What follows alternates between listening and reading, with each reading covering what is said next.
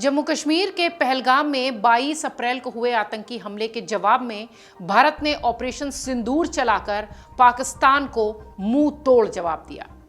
7 मई की सुबह शुरू हुए इस अभियान में पाकिस्तान के 100 से अधिक आतंकवादी मारे गए। इतना ही नहीं, पाकिस्तानी सेना को भी भारत की कार्रवाई में जबरदस्त नुकसान हुआ। इसके बाद जब पाकिस्तान ने भारी गोलाबारी करके एक बार फिर भारत को उकसाने की कोशिश की तो उसे फिर से माकूल जवाब मिला। वायुसेना ने 10 मई आते आते तक पाकिस्तान के कई एयरबेस तबाह कर दिए। इस पूरे घटनाक्रम में एक मौका ऐसा भी आया जब भारत ने पाकिस्तान का परमाणु भंडारण क्षेत्र माने जाने वाली किराना हिल्स को निशाना बनाने के साफ संकेत देते हुए सरगोधा एयरबेस को भारी नुकसान पहुंचाया। इस पूरे घटनाक्रम के बावजूद दुनिया भर में भारत पाकिस्तान संघर्ष के विजेता को लेकर चर्चा जारी है।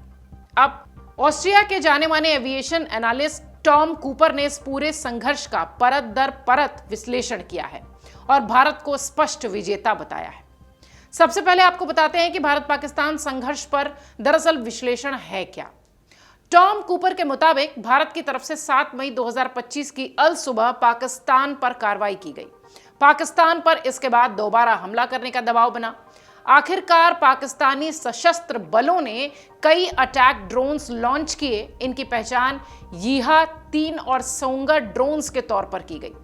इसके अलावा पाकिस्तान के फतेह एक मल्टीपल रॉकेट लॉन्चर के जरिए रॉकेट भी दागे गए जिसकी रेंज 120 से 140 किलोमीटर तक की है। हालांकि भारत पाकिस्तान के पलटवार के लिए पूरी तरह तैयार था और उसकी एकीकृत हवाई रक्षा प्रणाली यानी एयर डिफेंस सिस्टम पूरी तरह से मुस्तैद था। भारत के एयर डिफेंस सिस्टम लंबे समय से आधुनिक किए जा रहे हैं। अब तक ये पूरी दुनिया में सबसे परिष्कृत प्रणाली बन चुके हैं, एडवांस सिस्टम बन चुके हैं। भारत के एयर डिफेंस सिस्टम में 3 लेयर्स हैं। इनमें रूस का निर्मित S-400 एयर डिफेंस सिस्टम है, भारत इजराइल की निर्मित Barak 8S surface to air missile और Akash surface to air missile शामिल है।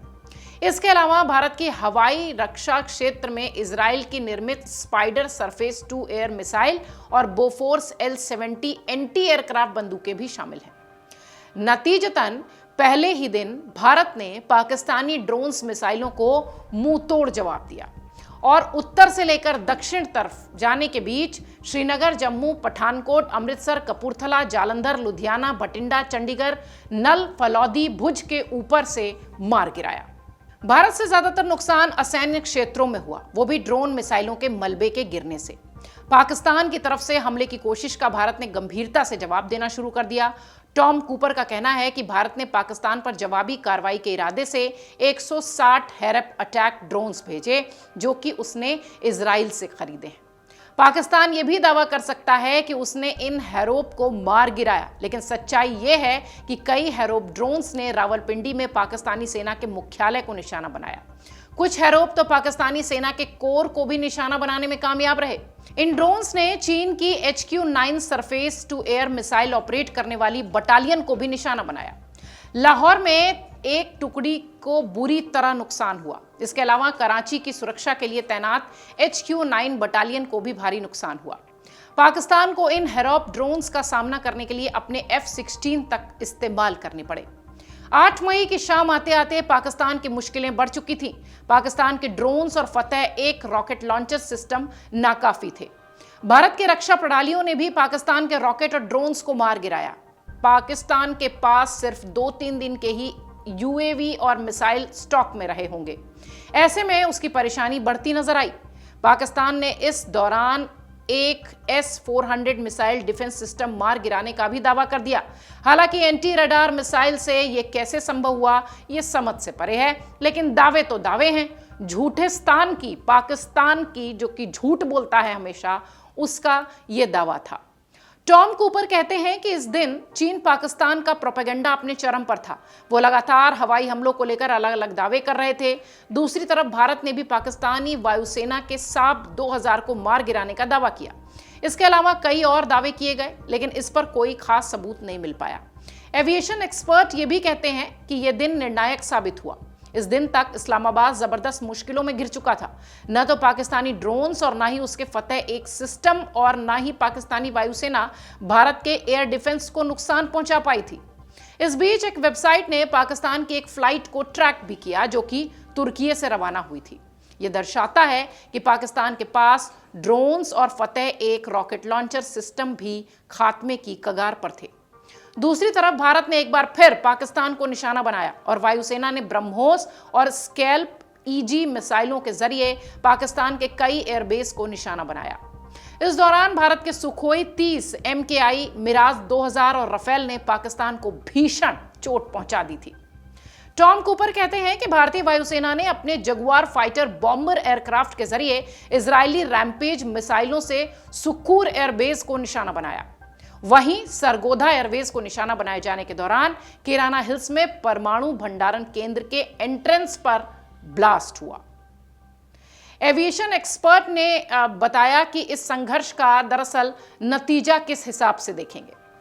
टॉम कूपर ने साफ किया कि पाकिस्तान की भारत को रोकने लायक कोशिश नाकाम रही।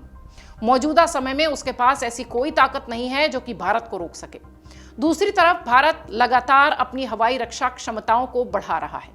पाकिस्तान के पास भारत का सामना करने के लिए युद्धक सामग्री भी काफी समय से पहले ही खत्म हो चुकी थी।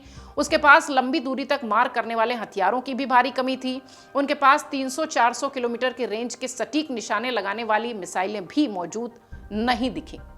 भारत के ब्रह्मोस और स्कैल्प ईजी मिसाइलों के मुकाबले पाकिस्तान काफी पीछे रहा। एक तरह से पाकिस्तान इस संघर्ष में भारत के मुकाबले काफी ज्यादा पीछे रहा। भारत के लिए राह तब और आसान हो गई जब उसने पाकिस्तानी वायुसेना के एयर डिफेंस और तोपों को खत्म कर दिया।